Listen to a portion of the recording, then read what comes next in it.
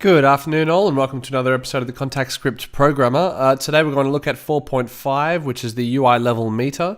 The level meter was added in Kontakt 5. I haven't actually seen it come up in too many occasions just because they haven't yet really finished it. It doesn't really let you work with groups yet, and you can't really let it meter a lot of different functions, but it is handy to look at because you can check the output levels of buses as well as instrument master. The instrument master is actually a direct copy of the top here. So you might want to use this to meter that, or you could use it to meter specific buses. We'll run through a few and then I'll also jump into these and how we can make those work as well. So on initialization, we declare a UI level meter, just called level 1 and level 2. This is for left and right. We attach the level meter, and attached level meter needs to use get UI ID, which is the UI ID of level 1.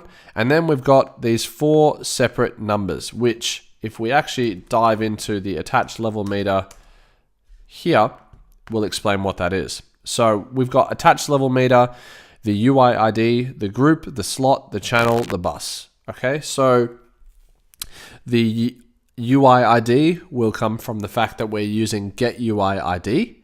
The group kind of has to be -1 unless we're using the group level, which I'm still not sure if it totally works. They kind of mentioned that currently the level meters can only be attached to output level of instrument buses and the instrument master. So the group index and the slot index should always be set to -1. So group and slot should always be -1. Channel could be 0 or 1 for left or right.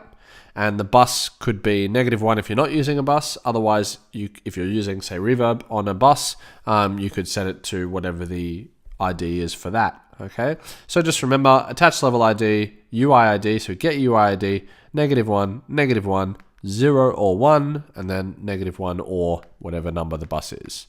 So if we jump in here, so we've got attaching a level meter to get UI ID level 1, then we have -1, -1, left channel, no, not a bus. Okay, and the opposite there, -1, -1, 1, right channel, not a bus. So let's build this one really quickly, and then we'll jump into these control colors as well. So on initialization, we declare a UI level meter. We declare 2 of them actually, called level 1, and declare UI level meter level 2. Attach level meter, get UI ID level 1, and -1, -1, 0, -1. Attach level meter, get UI ID level 2.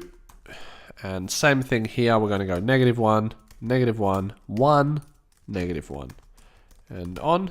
And we're going to get our 2 meters. Now, I've actually popped a sample into, oh no, I haven't. I forgot. I thought I did. So I'm just going to grab a sample and put it in here so that we actually see some meters. You don't have to do this if you don't want to, but this way, when we hit a note, we actually see that our meters correctly represent those. And we could move that underneath and we could really mirror this exactly.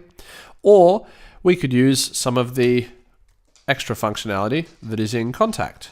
So looking at these, control background color, control off color, control on color, overload color, peak color, and vertical.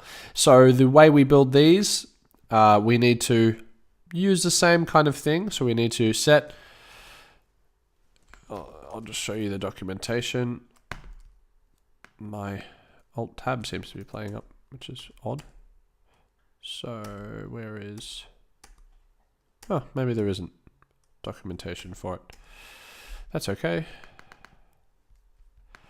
So we set engine parameter, I think it is. Get UI ID level 1. Control parameter background color. I need a color for this now. Just realized there's a hex color in here somewhere. Here we go. Boop. Oops. Maybe it's not set engine parameter. set control. That's what it is. What am I doing? Control parameter. So there we go. Now we've got a red background. When we play it, it's still white, but the background is red because we're changing the background color. If I were to rewrite this for the left side, actually, I don't need to rewrite this for the left side. Let's look at another parameter to have a play with. So level meters, we could play with the off color. So control parameter off color. Control parameter off color. And maybe this one we can flip it. So we'll do this one red. Control parameter off color was not declared. What am I doing? Oh, I've done the Australian color. There we go.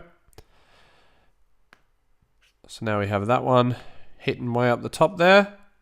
So that's the red for that top bit there. Okay, so that's the second background color. So if we change this, I don't really know hex colors that well. Perhaps we need to just put these on the same. There we go. I think that has to be a 9 actually. And then let's just go and get a random hex colors. Here we go. White. Pretty sure there has to be a H or a 9.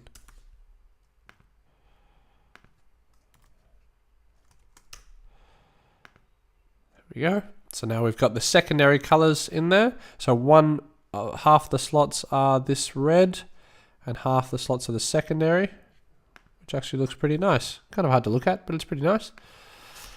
So that's handy as well. Let's close this and look at the reference. So the main level meter color, so this will be the actual bar. Let's set that as well. Set control. We'll do this for the second half. So control parameter main color. Is that correct? Control parameter on color. Yeah, I knew that. On color. Let's go back to our hex colors and grab gray, because that's a great color. Great color. Has to be a 9 instead of the pound, and then it has to be an H at the end. So now we get the gray level meter in that second one. Okay. Set control parameter get UI ID level 2. What do we got next? Is the overload color. Okay. The control parameter overload color. Let's set this one to this red. Probably need to really. There we go. So we can see that red there, whereas the other one is white. So that's working. The peak color, so that's the current level. Let's build that one. Probably don't need to do all these, but it is handy just to see them all written out for you. Let's do level 1 again, even though it's a terrible order. Peak color. So the peak color can be this. What do we got? What do we got? What do we got? Let's get that one. That beautiful yellow. Everyone knows I am into yellow, so what did I stuff up? Peak color. Let's have another quick look. Peak control parameter peak color. Control parameter peak color. Seem to have got that right. What have I stuffed up here? Peak color. There's a no H. There we go. So we can see that little yellow. Just turn this down now. See that little yellow?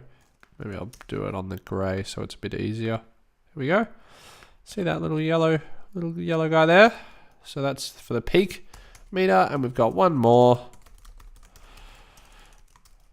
So we can get really customized level meters. What have we got? Whether or not it's vertical. So if it's vertical, it's a 1, or if it's horizontal, it's 0, which is default. So if you don't call it, it will naturally be horizontal. However, control parameter is just, I didn't even read it. Control parameter vertical, there we go. And let's set it to 1. Okay. There we go. Oh, right. So yeah, so you can't really see it. It sort of jumps in the wrong direction. So we probably need to resize it just a bit. So it's not so wide and it's actually a little different. But we now have some really custom level meters where we can change the background colors and the peak colors and all sorts of fun things, which looks pretty great.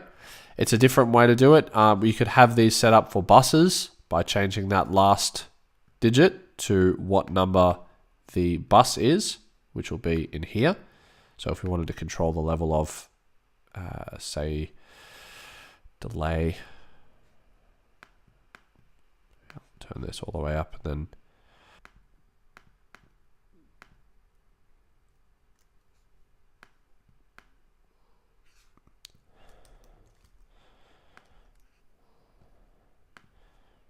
right, so there we go. So we can see that working pretty well now, going the massive delay into the bus.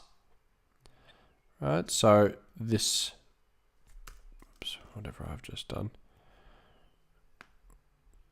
we might need to go slot, it shouldn't be 1F. I seem to be having real issues with this. There we go.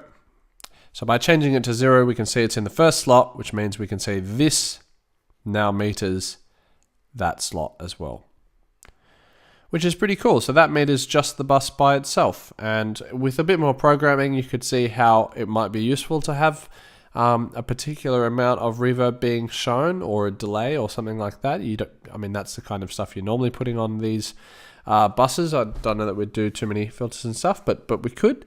So we could have different amp levels, and we could actually send different amounts and then have a knob later on that controls that. So you can just visually see, as well as hear, the different levels of the bus. So that's pretty much every way that you can use a UI level meter and how you can customize it with all this code. I hope you really enjoyed this one, and I will see you next time.